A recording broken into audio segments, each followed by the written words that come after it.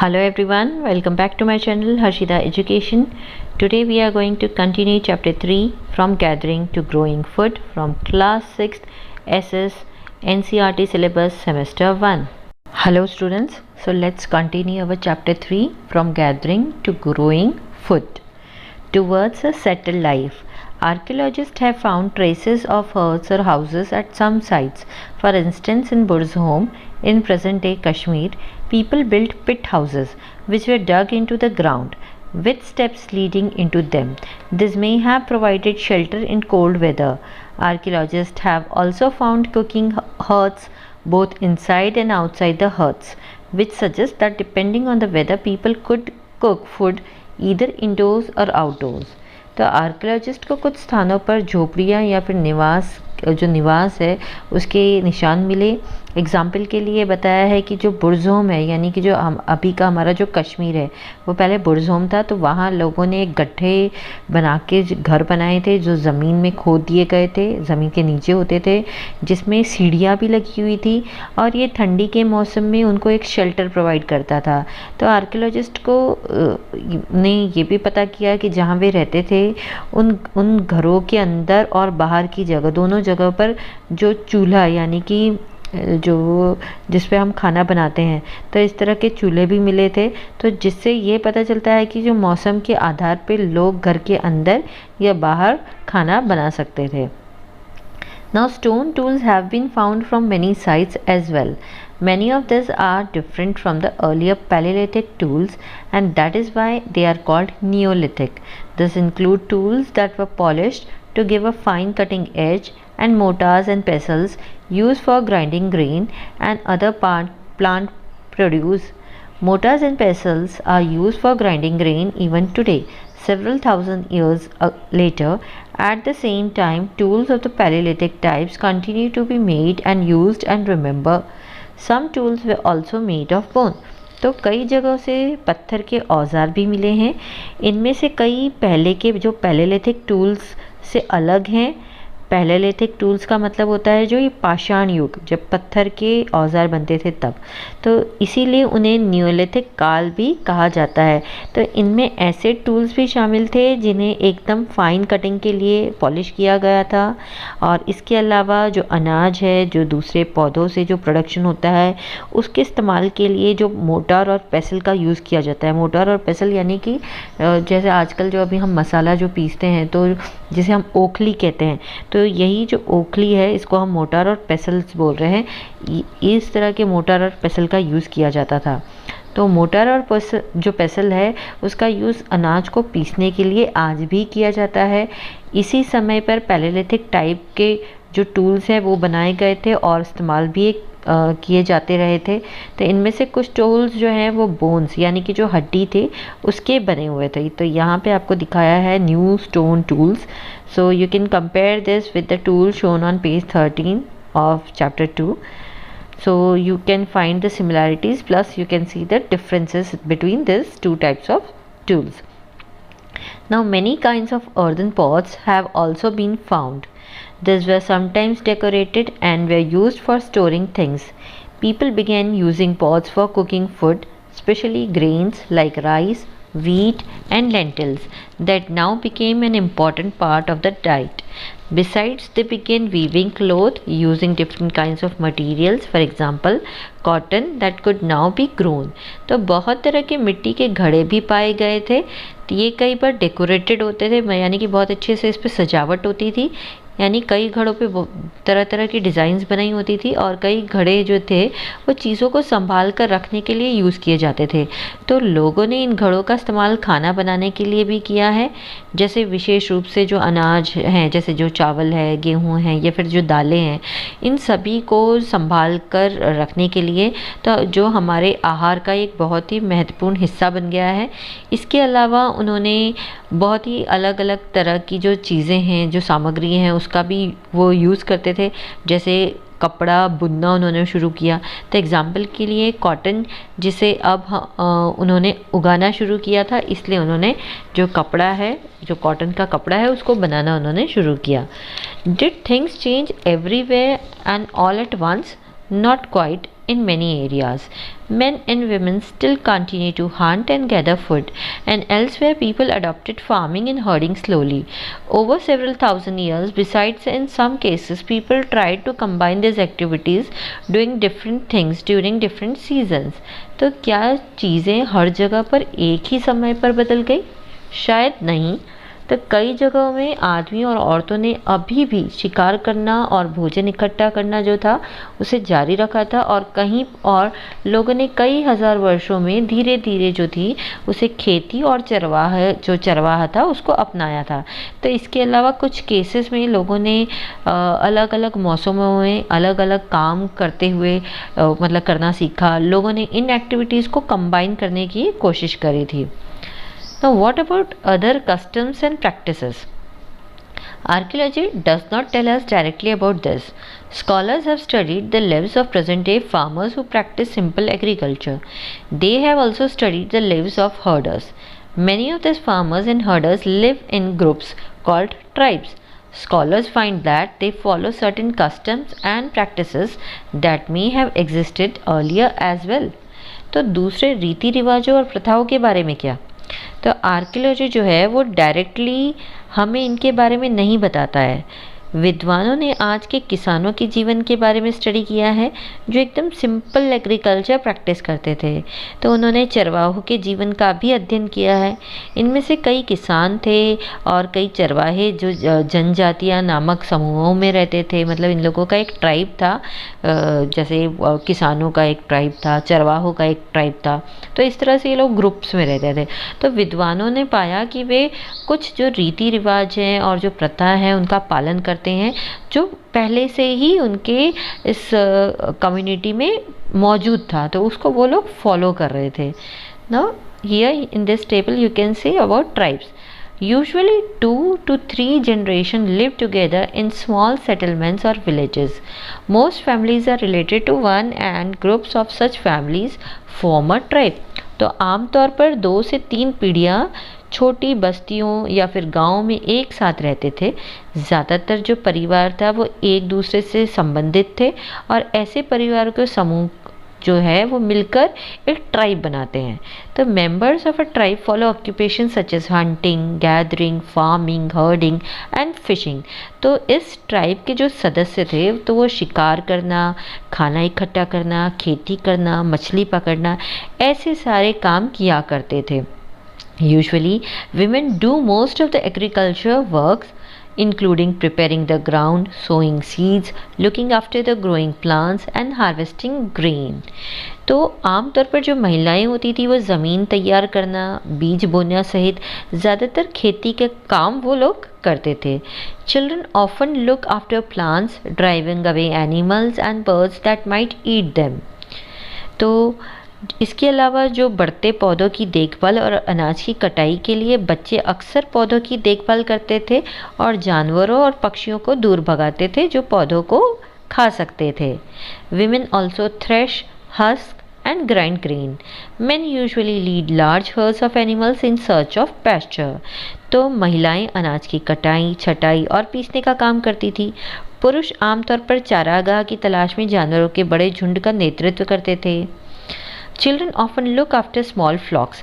बच्चे अक्सर छोटे झुंडों की देखभाल किया करते थे। The cleaning of animals and milking is done by the both men and women. Both women and men make pots, baskets, stools and huts.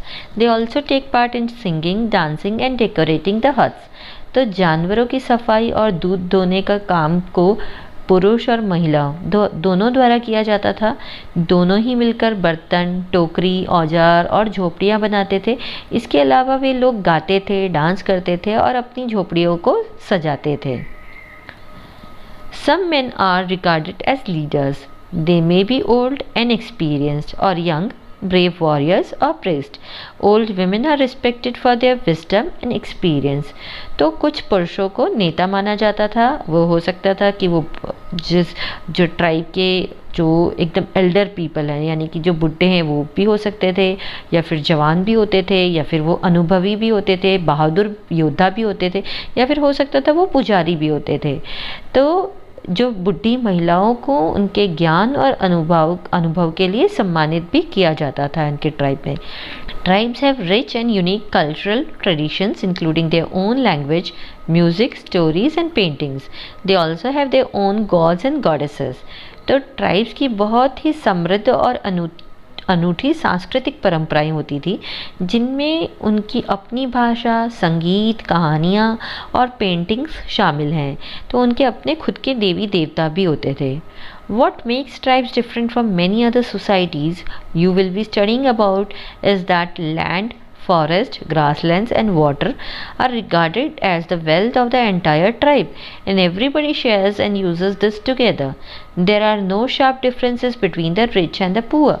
तो ट्राइब्स को दूसरे समाजों से किस तरह अलग बताया गया है?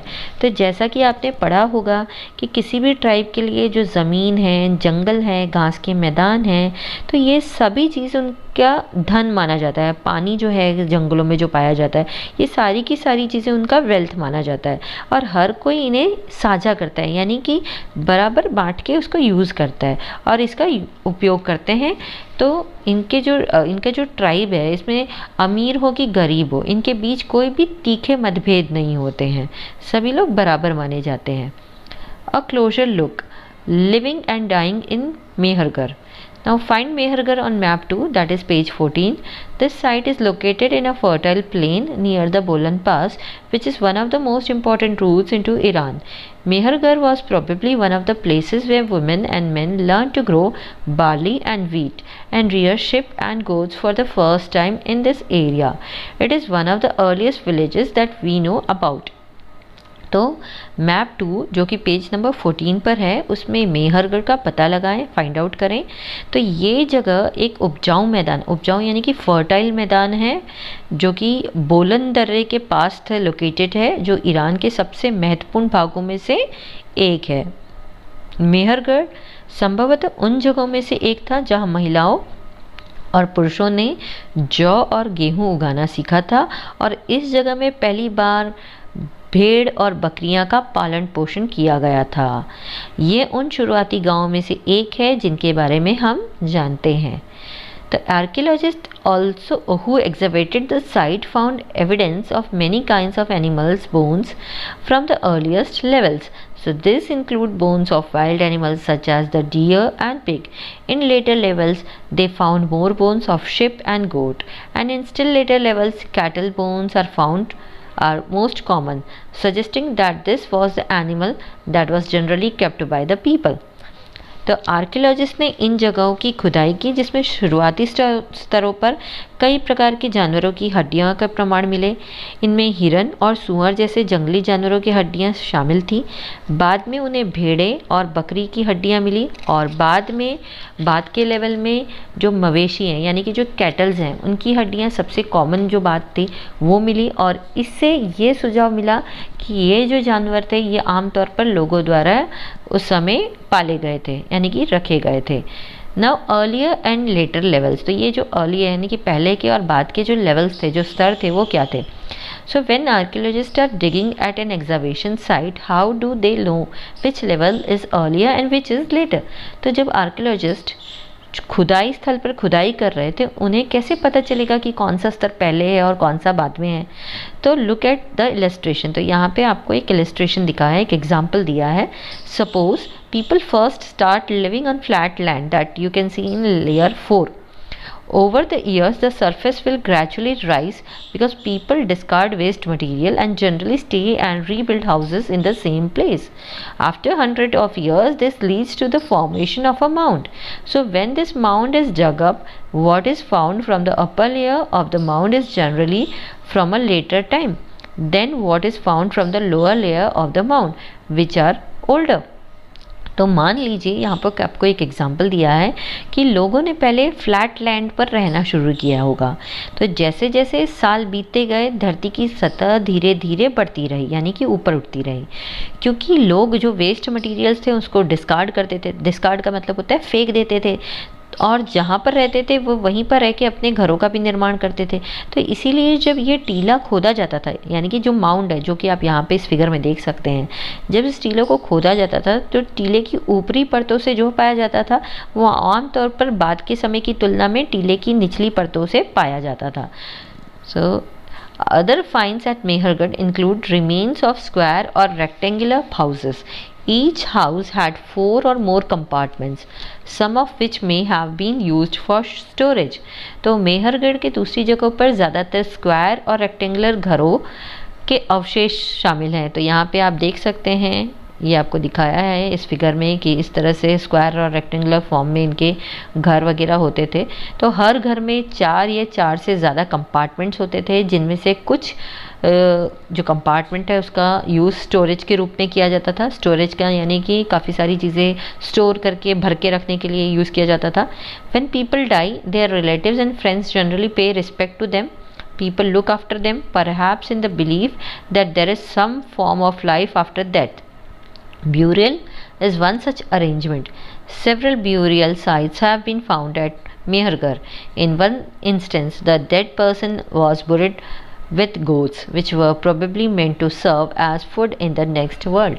तो जब लोग मर जाते थे तो उनके रिश्तेदार और दोस्त आमतौर पर उनका बहुत ज़्यादा सम्मान करते थे, उनको रिस्पेक्ट देते थे, लोग उनकी देखभाल करते थे, शायद इस विश्वास से कि मृत्यु के बाद भी जीवन का कोई रूप है।